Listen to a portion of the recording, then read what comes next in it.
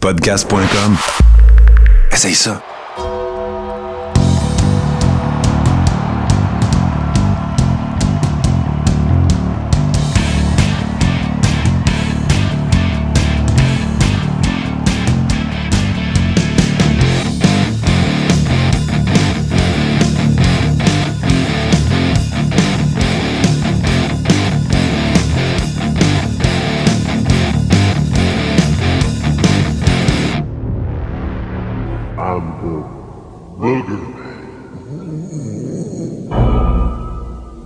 Cette semaine, à Gamique de marde, je vous parle d'un gars, j'ai envie de dire qu'il n'a pas été vraiment chanceux dans sa carrière de lutteur parce que, en fait, sa carrière a été une succession, soyons honnêtes, de gamiques de marde. Ce que vous entendez comme fond sonore, en fait, c'est le thème de la gamique que je vous présente cette semaine comme étant la gamique de marde. Et comme vous pouvez le constater, c'est pas très, très édifiant. Son nom, c'est Mike Shaw. Bon, commençons par dire, je vous l'ai dit dans les éphémérides, malheureusement, Mike Shaw est décédé en 2010 d'une embolie pulmonaire. Sa carrière a commencé en 1981 au Canada, en fait, dans la NWA All-Star Wrestling qui avait ses assises à Vancouver. Tu sais, vous vous souvenez que je vous ai expliqué que les territoires, à part la WWE, la majorité des autres territoires faisaient partie, au début des années 80, des années 70, de la NWA, qui était un regroupement de territoires. Donc, il commence là, à Vancouver. Son nom, c'est, imaginez-vous, Klondike Mike. Après ça, un an plus tard, il déménage, en fait, il s'en va travailler pour le père de Bret Hart, donc dans Stampede Wrestling. Le père de Bret Hart, évidemment, Stu Hart, la légende. Donc, en 82. Par la suite, bon, s'ensuit une succession de gamiques qui vaut pas vraiment la peine de discuter. Par contre, il faut quand même dire que ce gars-là était pas mauvais parce que, en tout cas, sa carrière a pas mal démarré parce que dans les gens avec qui il y a eu des feuds, il y a Owen Hart, Davey Boy Smith, Bret Hart et Chris Benoit. Chris Benoit. Ouais. Fait qu'après ça, en 89, Stampede Wrestling, ça a fermé. Et là, il s'est fait proposer de signer un contrat avec la WCW.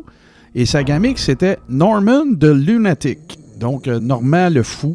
Il était managé par un gars que vous avez vu à SmackDown, entre autres, qui était Teddy Long, un gars qui a eu une longue carrière.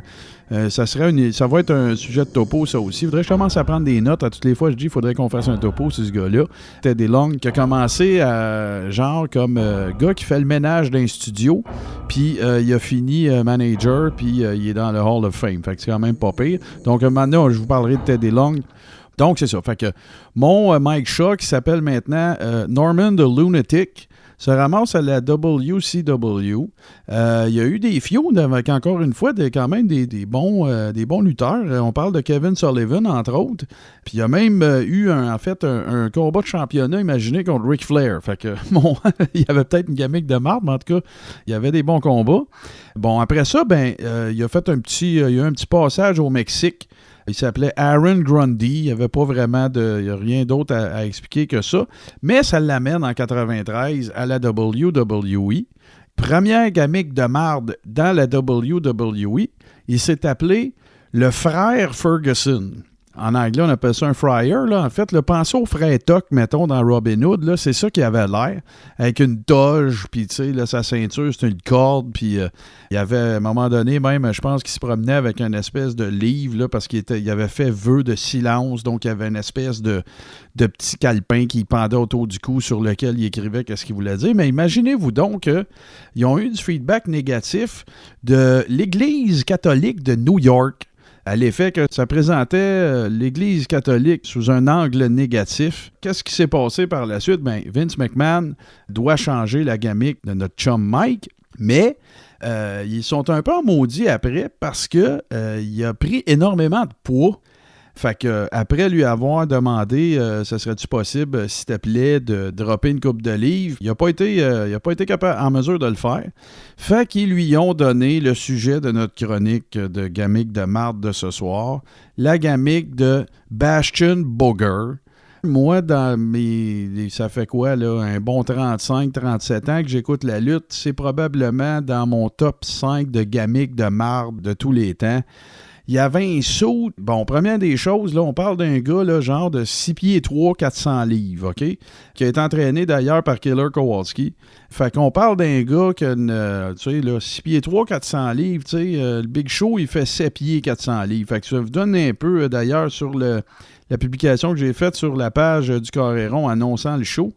C'est lui que vous voyez à droite. Il était d'ailleurs là la semaine dernière aussi.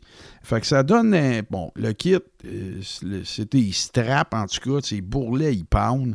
Souvent, il a fait des vignettes aussi au cours desquelles il montrait manger, c'était dégueulasse, ça il pognait tout dans la barbe. T'sais, mettons qu'il n'y avait pas des caractéristiques physiques, Bastion Booger, pour le mettre en valeur trop.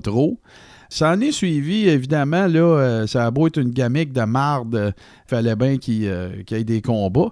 Ce qui est arrivé, en fait, c'est qu'il est devenu un jobber, dans le fond, pour les lutteurs plus prédominants. Entre autres, il a perdu contre Virgil, là, qui était le valet de Ted DiBiase, valet dans tous les sens du terme. Là. Il y a eu un Survivor Series avec Bam Bam Bigelow dans son équipe et les Head Shrinkers. Après ça, il y a eu un feud avec Bam Bam Bigelow sous le prétexte qu'il était tombé en amour avec la valet plutôt de Bam Bam Bigelow, qui était Luna Vachon, dont vous vous souvenez sûrement, on en a parlé, je pense, dans le dernier épisode, dans les éphémérides.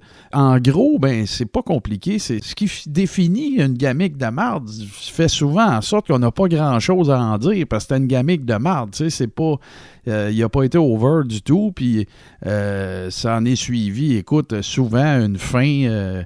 cessation de contrat, le gars se fait sacrer dehors ou whatever. Là. Puis ce que ça a donné, en fait, cette espèce d'aventure ou de tentative de créer ce personnage-là. Tu sais, quand tu as créé autant de personnages au cours des début 80 jusqu'à aujourd'hui, c'est sûr que tu en as manqué quelques-uns. Et c'est définitivement le cas du Bastion Booger. C'est vraiment une gamique de marde. En 2007, il y a eu un spécial à Monday Night Raw qui était un 15e anniversaire. Puis dans le segment d'ouverture, on a vu Bastion Booger, qui avait un segment avec Triple H. Donc, ça a été sa dernière apparition, si on veut, à la WWE en décembre, en fait, 2007. Donc, Bastion Booger, soyez assurés que je vais vous mettre des vidéos de ça. Tiens, je vais en profiter, tandis qu'on est là. Killer Kowalski, qui a été l'entraîneur, en fait, du Bastion Booger, mais d'un paquet de monde aussi. Là, on parle de Triple H, on parle de Chyna, on parle de...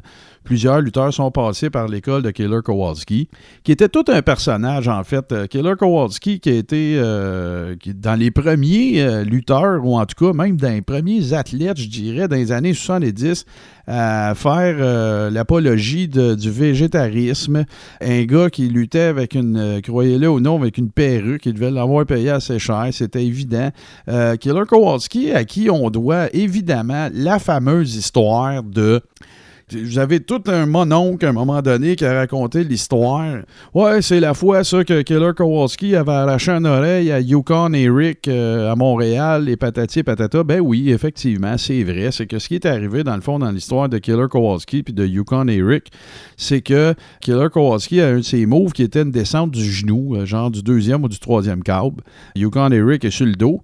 Puis, au moment où est-ce que Killer Kowalski s'élance, le genou, mais aussi le côté de la jambe, le côté du bas de la jambe, a frotté carrément sur le côté de la face de Yukon et Rick parce que ce dernier a bougé. Yukon et Rick avaient ce qu'on appelle des oreilles en chou-fleur. C'est quoi ça, des oreilles en chou-fleur? Ben, c'est un phénomène qui est associé au sport de combat, que vous en voyez plein dans l'UFC. Je pense à Randy Couture qui, écoute, là, ça n'a pas d'allure. Il y en a plusieurs. Brock Lesnar commence à en avoir un peu, tout ça. Fait que c'est associé au sport de combat. Qu'est-ce que c'est, en fait?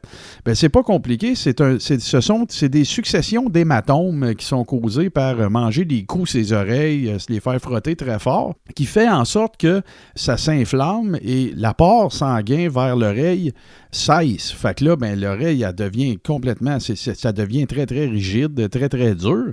Puis ce que ça fait, ben, c'est un peu la cause de cet accident-là, c'est-à-dire que quand la jambe de Killer Kowalski a frotté l'oreille de Yukon Eric, ben, elle a juste parti d'après son crâne, en fait, ou du coup de sa tête. Là. Ça a revolé dans le ring, puis ils ont fini le combat. Puis ça, évidemment, il s'est retrouvé à l'hôpital par la suite.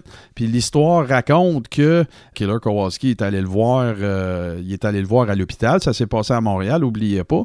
Puis qu'ils ont bien ri de ça parce que Killer Kowalski, apparemment, riait du bandage qu'il avait fait sur la tête de Yukon Eric. Puis pour vous montrer à quel point le kayfabe était puissant dans ces années-là, c'est que suite au fait que Killer Kowalski est allé visiter Yukon Eric à l'hôpital, ça avait fait les journaux. En fait, le combat puis ce qui s'était passé avait fait les journaux. Mais les journaux locaux de Montréal avaient également mentionné que Killer Kowalski était allé le voir. Il était allé voir Yukon Eric. Puis vu que, tu sais, en body, ils ont ri de l'accident qui est arrivé puis tout le kit, ben le journal, eux autres, ils n'ont pas breaké kayfabe. Ils ont dit que Killer Kowalski, il était allé à l'hôpital pour rire de Yukon Eric parce qu'il avait arraché une oreille, donc assez comique. Autre fait cocasse, ou en tout cas tidbit d'information, c'est que imaginez-vous donc que notre Killer Kowalski, ben, il a fait David Letterman en 82. C'est disponible sur YouTube. Je pourrais mettre le lien. Moi, c'est en faisant des recherches pour plein d'autres sujets là, que je tombe souvent sur Killer Kowalski. Puis à un moment donné, je dis, regarde, on va aller creuser un peu plus. Je sais un peu l'histoire de Killer Kowalski. Je sais que c'était un gars dans les années 60-70 qui s'est battu avec tout le monde. Il s'est battu avec Bruno Sammartino. Il s'est battu... il y a eu beaucoup de runs à Montréal aussi. Il s'est battu avec Édouard Carpentier. Il s'est battu avec tout le monde. Fait que... Dans le fond, on commence avec Mike Shaw et le Bastion Booger pour en finir avec Killer Kowalski, mais définitivement que, non, regarde, comme je vous dis, là, j'essaye de pas être chien. Tu sais, le gars est décédé, on dit toujours c'est pas correct de dire du mal des morts, mais c'est pas de sa faute, entendons-nous. Là. Quand on parle de quelqu'un qui a une gamique de marde, c'est pas toujours son idée. Là. Je vous dirais que dans la très, très grande majorité des cas, si on parle de la WWE, c'est une idée de Vince McMahon. Fait que, mon cher Mike Shaw, Bastion Booger, Norman the Lunatic, Klondike Mike, on te souhaite bon repos et moi de même, je vais vous souhaiter une excellente semaine. Merci d'avoir été au rendez-vous à nouveau.